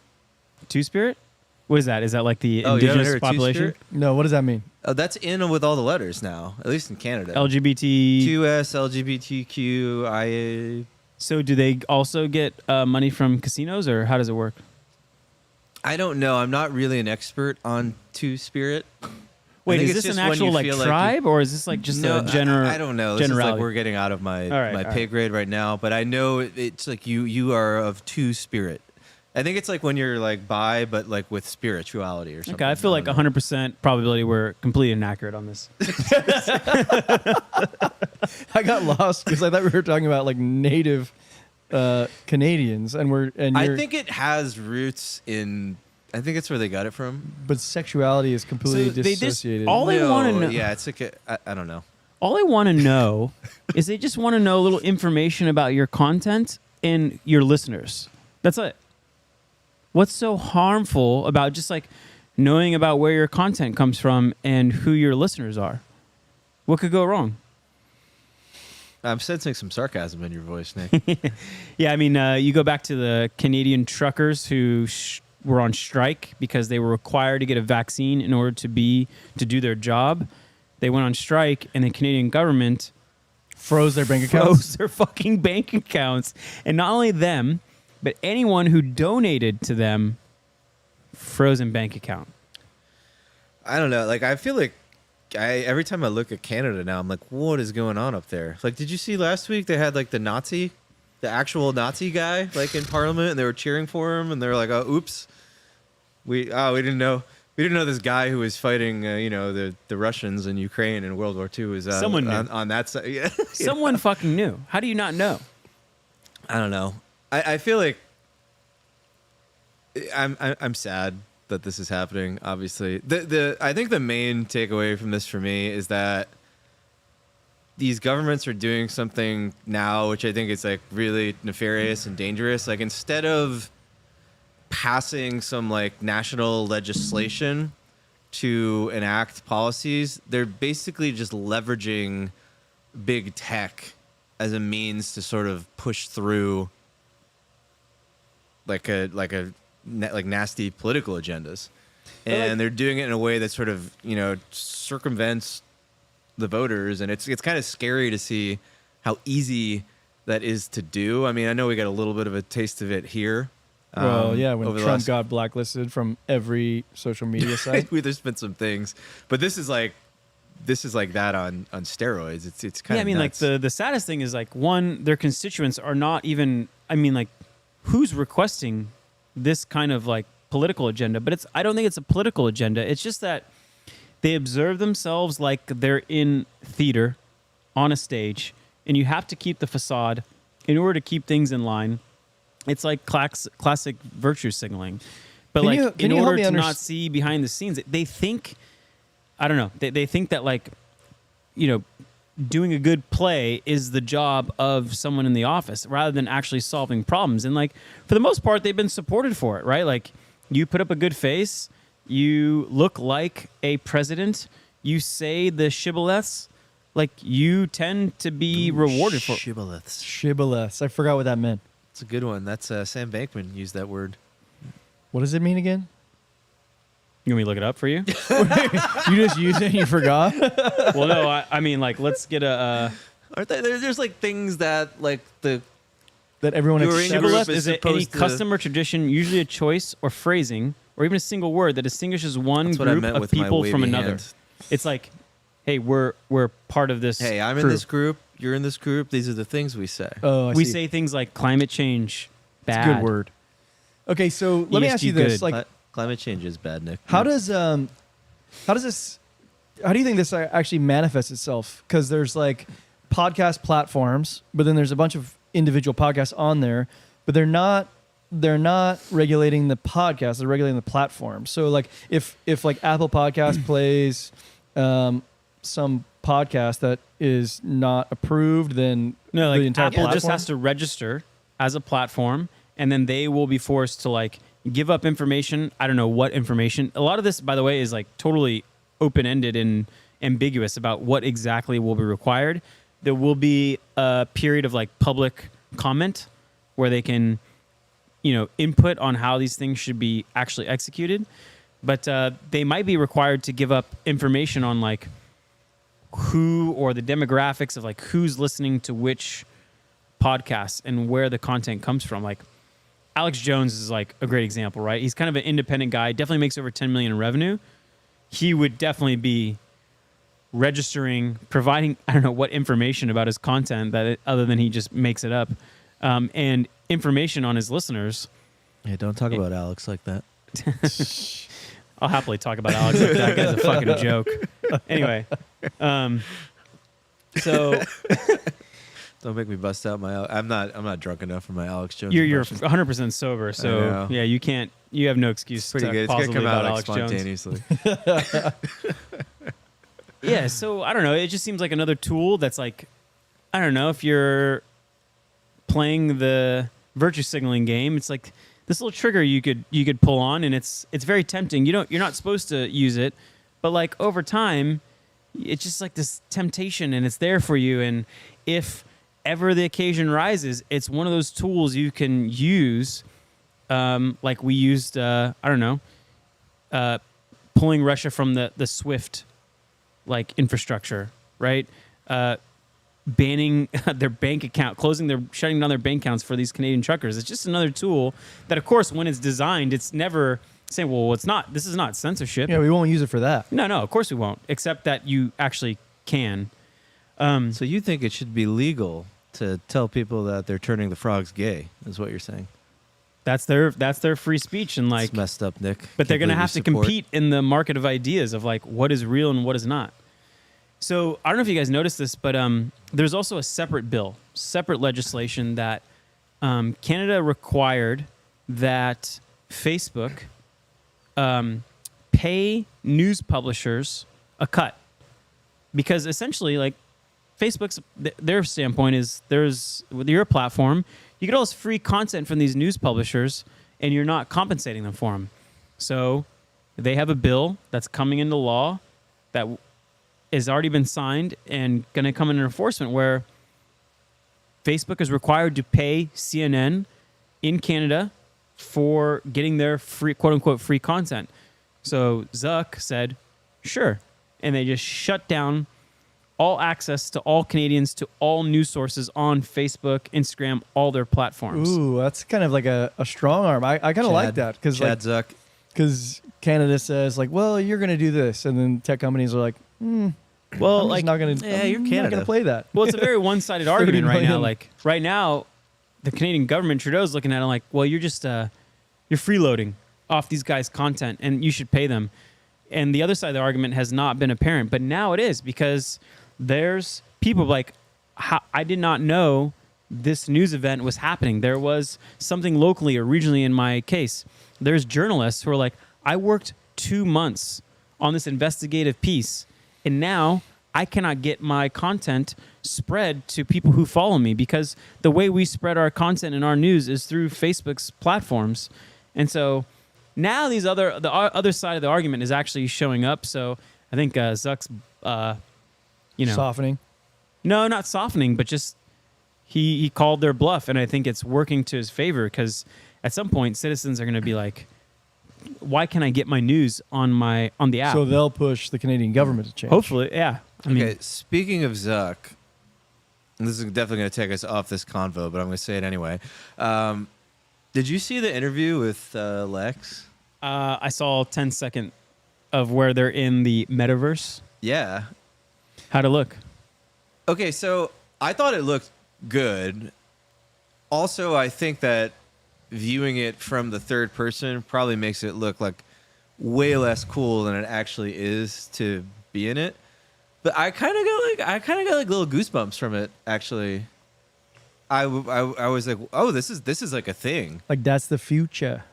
It all happened so fast too. Like, do you remember when everybody was trolling Zuck with the metaverse, where they had that like, you had those like shitty cartoon avatars. characters, They yeah. look like they were just like Nintendo Wii characters. $40 billion. And people were like, that was it. Like Facebook was going to zero.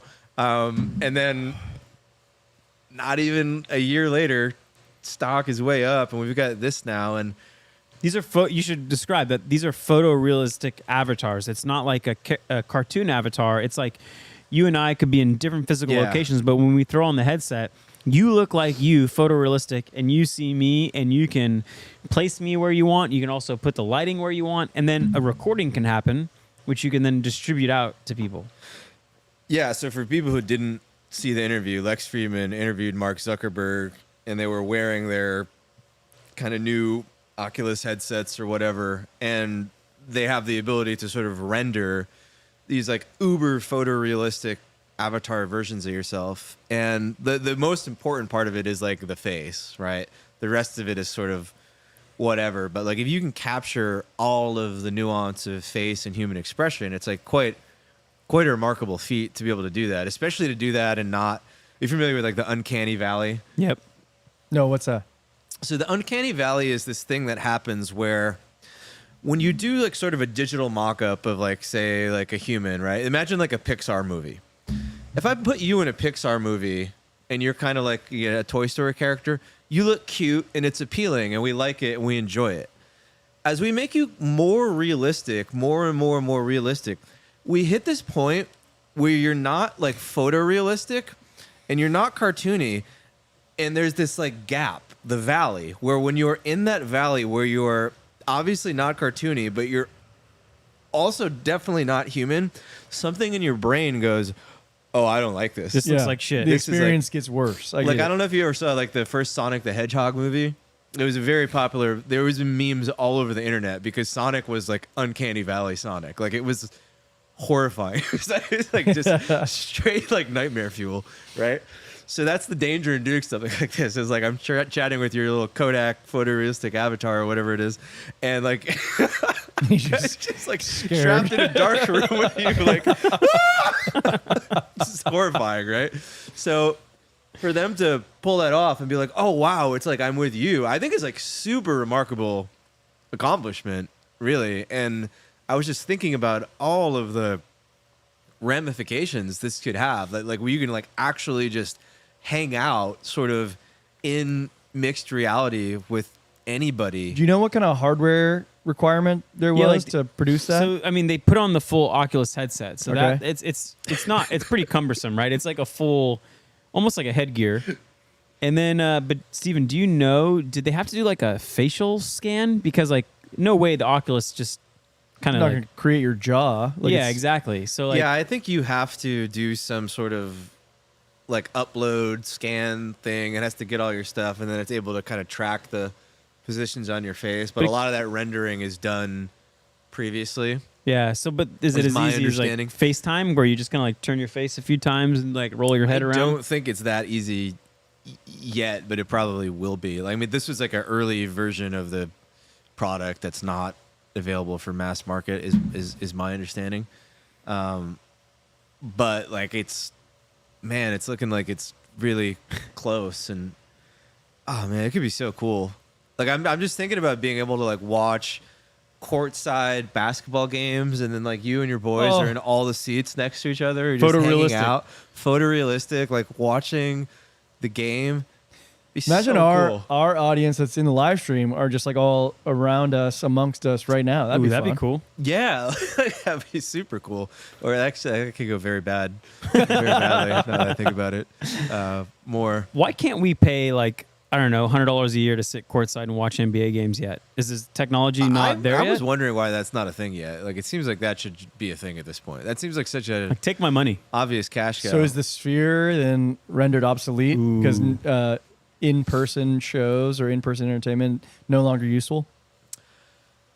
Buy, sell, buy? Probably not. I mean, there's still a certain energy to that concert, but like,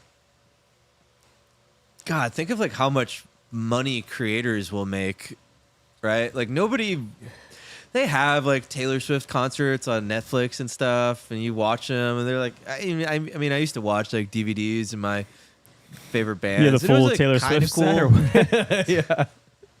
It's But- okay if you do. No, All right. but like, you pay like $10 for that like one time and never again. But if you could like go to like a Metallica show and feel like you're there and look around and have like the sound and everything, Walk on stage.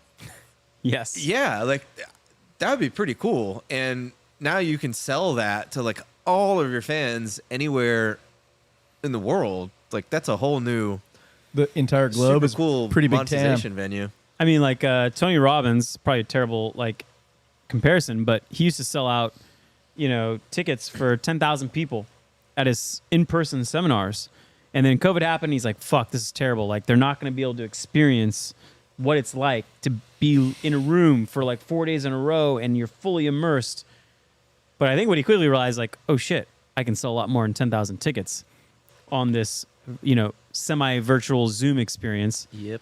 But like, if he was able to use technology like this, where it's fully immersive, I mean, every Sort of content creator would, No brainer. yeah, no brainer. It's super exciting. And the other thing about it, they said that was like super cool, is like you're gonna be able to just like upload yourself, and like when you die, your friends are gonna be able to, your family are gonna be able to like hang out with you and talk to you. Like Like we're the all gonna have our own AI version of All right, it. AIs, so which this maybe is- leads into the next thing Yeah. you want to talk about. This is a perfect intro into the While next you bring that topic. up, Adam said I have to Google Sonic teeth. He says, "I dare you."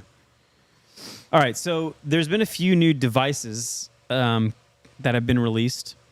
One is called Rewind.ai pendant. One is called the Humane pin, and the other is the tab necklace. So Rewind.ai is probably a good way to kind of like set the stage for this. Oh, that is So, horrifying. so Rewind. Hold on, let's see Sonic Teeth real quick. You have it on your phone? Well, we don't have a Jordan here to show it on the screen, so you I can't just hold wanna out on see it. people. I'm gonna Google it. So Rewind It's AI, uncanny. like it's an app on your desktop. It's an app on your phone, and essentially what it does is it records everything you do on your laptop and on your phone. So it's cross app. It's not recording a specific app. Recording everything you do, from the sites you visit to what you type to if you use iMessage on there, it record the text message you send, and it's kind of like your second brain. And you can, if you're like, man, what was that thing I did 2 days ago? I don't remember what it is. I didn't actually write it down. You use Rewind AI, you can search it.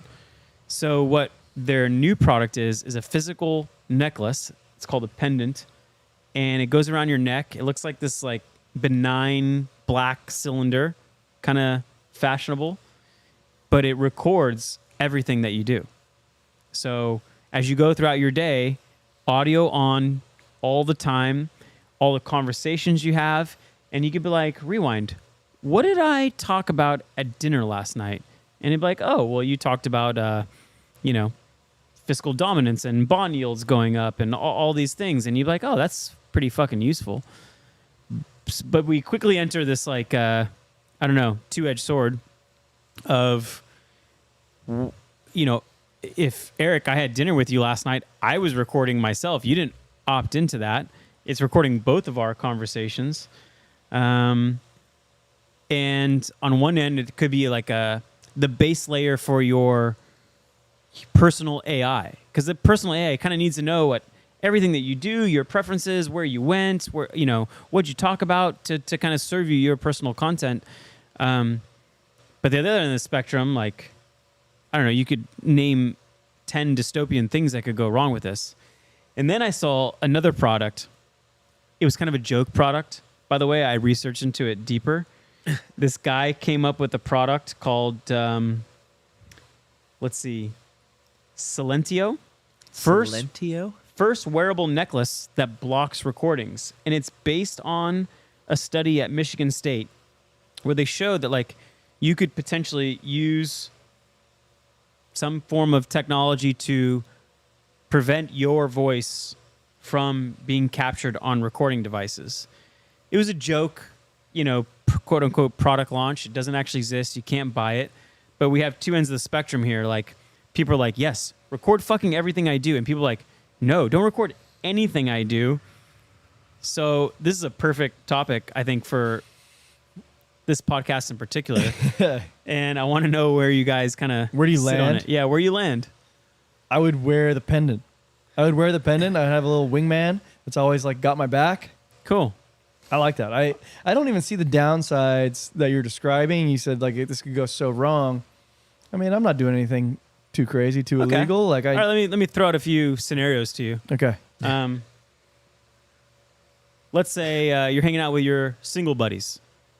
They don't have significant others, and they just continue to joke on about strip clubs.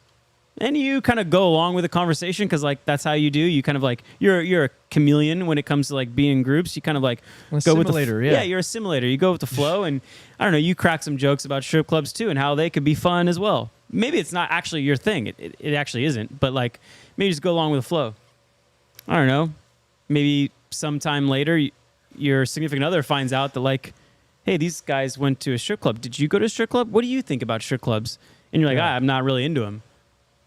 Well, she's like, well, like, why don't we Here's the receipts. just to be sure, like, why don't we just search your rewind? It's a powerful technology for stalker girlfriends. Huh? Yeah, exactly.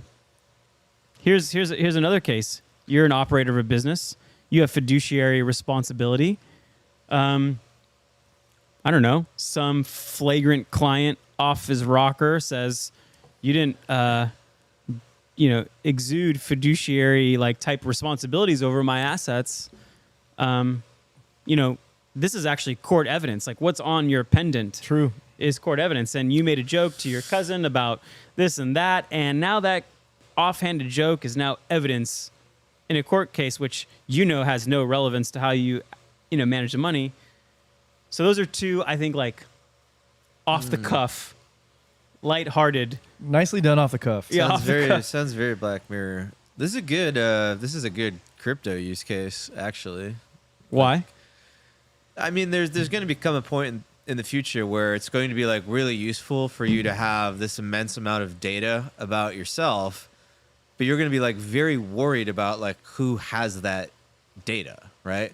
So if that data could be cryptographically stored in such a way where you could sort of verify like that nobody else could like get access to the data against you, you can verify that nobody else has the data.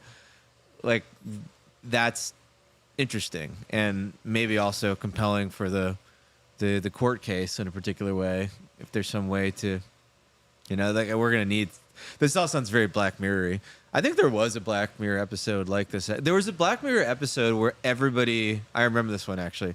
Everybody was recording all of their memories at all time, and like people were just like kind of sitting on the couch with their significant other, and they're just like playing back memories of stuff that happened. The creepiest scene was like they're like in bed, doing it. And they're both their eyeballs are just like flipping with like memories of like other people that they banged while they banged each other. It was the most icky I've ever felt watching anything on TV. It was Damn, they were both doing that. They were both doing it. Like it was Whoa. The very opposite of being present. So that's a good point, because like the argument against is like it's kind of nice that we forget things, right? Like it's kind of nice that like you don't remember all the things you've done in your life, because like we could all chalk up lines to the very virtuous things we've done when no one was looking, but then also like, the things you're not so proud of. And like, do you really want that part of your record to pick and choose from? That's pretty cool. I agree with you. And it's also nice to, at times, like be reminded of something that you didn't remember. And you're like, oh shit, yeah, that did happen. Your iPhone does that for you, and your images, it'll just kind of like naturally bring up, hey, do you remember a year ago you guys were like hanging out here? Here's some photos from that time. Nice. Yeah, it's kind of nice. Seems like super obvious that this is going to be a thing for sure. Like people always adopt this stuff. Nobody ever wants like less privacy. They always want like more data, more ease of life. And we're obviously all going to be walking around with our own personal kind of AI assistants that know everything about our lives, can help us, right? There's probably going to be some interesting businesses that sprout up, right? Like there are certain states that have two-party consent, and there's certain states that don't for recording. Really? Right? I feel like California actually, oddly enough, doesn't have it. And I feel like that's the case because I feel like I remember learning that and thinking, well, that's very odd for California. But fact check me on that. But if that's the case, like there's probably a need for some sort of technology that sort of manages like the opt-in, opt-out, and like can like recognize your voice. And like if some company is running their software in California, it has to be compliant with whatever state's rules, which means it like has to only allow your voice if you consent to it. So it has to run some tech that recognizes your voice and did you opt in and everything. And if not, then it has to sort of block it in a way. Eric, this dinner is being recorded for memory purposes. Do you guys remember Google Glasses? Oh, yeah, Google of course. Glass. That was just like they hit the NOS too early too, right? Like this is the exact same thing. Yeah. I got to try those on. Our resident lawyer said that California is a two-party consent state for recording. Thank you, Adam. Thank you, Adam. Yeah.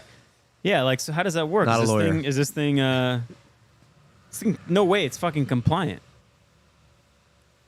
Right? Like, is this available to sell anywhere you go?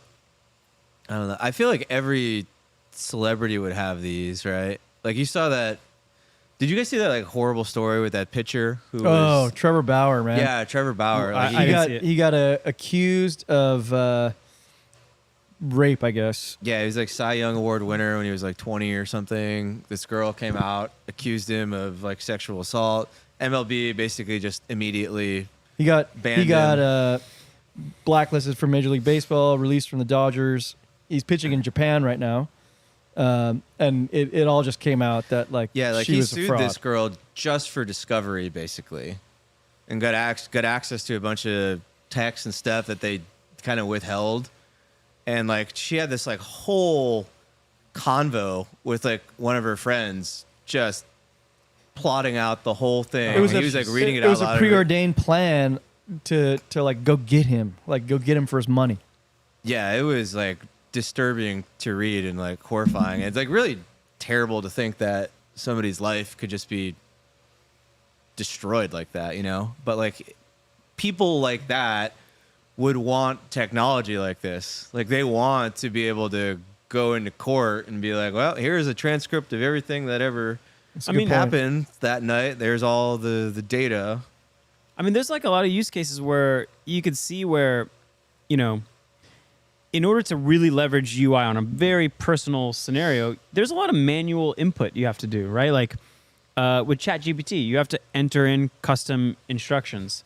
Like if you want to talk about the use case of, hey, there's a part of me that's going to live on beyond my physical body in this, like, I don't know, Mark Zuckerberg sphere. But where is that context going to come from? It's going to come from images. It's going to come from maybe your Notion or your Evernote. But like in order to provide that context, even for just like basic productivity tasks, you kind of have to manually enter in like, hey, AI, here's what I talked about on this dinner, and like manually type it out. Wouldn't it be easier if it's just kind of always on, and like as you're heading up to a meeting in Del Mar, it's like, hey, you mentioned like 7 months ago that you wanted to get this special meat to cook on the barbecue with you and your wife. So like it's near this meeting. Like you should, after this meeting, you have time in your calendar, you should go grab this Cardiff Crack, you know, tri-tip, and then, you know, that's pretty cool. And you're like, oh yeah, thanks for reminding me. You're right. I should do that. So it's basically going to record everything you do, all the audio, maybe visual stuff pretty soon. And then it's on all your devices, also recording everything that you type and all that. And then you basically end up with this gigantic data set of you. And then you can do this like interesting stuff with it, and also some possibly horrifically dystopian stuff with it. Yeah. But like, yeah, having some sort of data privacy seems like really important there. Are we really that far away from what this thing is recording? Like, no. Everyone kind of like jokes around like my iPhone is listening to me for ads. My phone is listening. My TV is listening. My Amazon Echo is listening. My Siri home device is listening. We're not that far away from it. Is it that big of a jump to say like everything would be recorded? I would wear this device if all it did was record where I put my keys when I came home. You would just give up all freedom, all privacy. This morning, trying to find my car keys to take Ziggy to the dog park. I almost punched a hole in the wall. I was like combing every inch of the house for the damn car. If that was all the device did, was just no, I'm serious. That's all it does. It's just like records wherever I leave just my bill car of rights, thrown away, trashed away, just so you can find my car keys. It would save me at least like 3 hours a month. I think maybe more. I mean, It's a lot of hours. Yeah, the biggest dystopian thing is like, okay, if the Canadian government is willing to use like streaming platforms, you know, to politely register now with a very easy, you know, trigger finger. That's why you need the cryptographic guarantees of your data. So that zero data- knowledge. No, like I'm not hocus-pocus, denying yeah. that like what I said is what I said, but like I might have been in a completely different state of what I said. I might have been like literally going along with the conversation. Yeah, you just didn't measure intent or yeah, like what if I was just riffing off them and I'm actually just, I don't know, trying to continue the relationship. I'm just building rapport, and I actually don't, you know, fully subscribe to what I'm doing. I'm just kind of like going along with them. But that's part of like evidence in the future, and I don't know. It just sounds like almost like precog from what's that Tom Cruise movie? It could go badly. Minority Report. Minority Report. Yeah, it could go very badly, no doubt. I'm being informed by Calcium that I can solve this problem with an AirTag on my keychain. You can. Yeah, I should probably do that. You definitely need that. Does it beep like when it's near you? Like, how do you find it when it's super close? What do you mean? You go on your phone and it tells you it's like literally located in this portion. So it has like a separate. I think kind it of uses like a mesh near network field from all the one. phones. Because I get how it does it at a high level, but when it's like 10 feet away from you, it could be like, oh yeah, it's to the left. Yeah, you could fire 10 your feet. butler. No, I agree with Steven because like Find My iPhone tells you it's like, oh, it's like it's in your house. Like imagine the keychain says like, yeah, the keys are in your house. Yeah, I got like, it. doesn't Chat. help. I got it. We know it's That an doesn't AirTag help. keychain. All right, we don't have to pile on anymore. Just unleashing on you for being so inept. Well deserved. I have a lot of. You guys have any like knowledge gaps that ever happened in your life? No, I know everything. Not that we acknowledge. Not you. But there's like times, like there's definitely been times where you've been talking to somebody and you say like a word, and then like everybody looks at you and they're just like, "What? That's not a word." And you're like, "What do you mean that's not a word? I've been saying that word my entire life," and everybody's like, "It's not a word." Yeah, you can Stuff put like that's never happened to you. all the time. What word are you Or talking there's about? just like some random thing that like everybody knows and you don't. And you're like, how did I go my whole life without knowing this thing? Like Armand with Azure. Azure. Yeah. Azure. That's a good one. That's a knowledge gap.